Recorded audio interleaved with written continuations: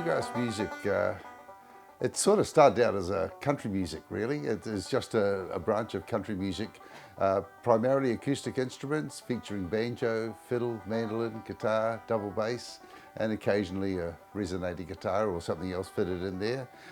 Lots of fast music, great harmonies, usually one lead vocal and then 2, 3, 4-part harmonies. And it's very much an integrated music. You know, you're all standing in a line and you're all playing, and no one's boss, everyone contributes equally to the music, and it's good fun to play.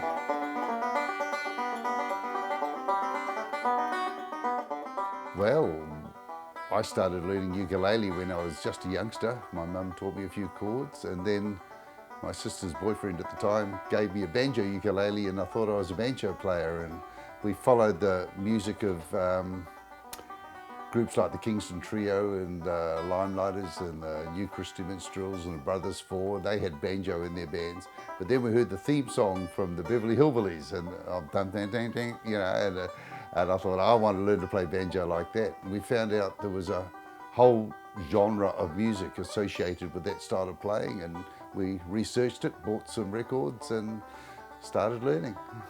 Our band we called the Hamilton County Bluegrass Band. After a few other names that were fun names, we decided we had to have a serious name.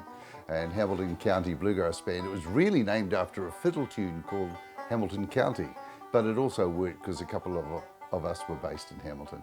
And as Hamilton County Bluegrass Band, we played a lot around Auckland, around the Waikato, and then got the job as the resident band on a new country music program on New Zealand television. There was only one channel at the time, called Country Touch.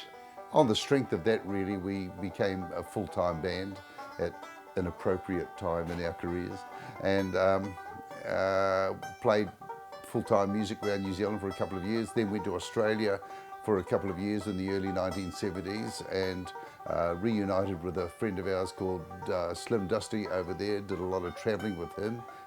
Well, it's now Paul Trenwith QSM, and talk about shake up your system. I got a letter from with a government house, a stamp on it, and I opened it. I thought, oh, this looks serious, I'm in trouble of some sort.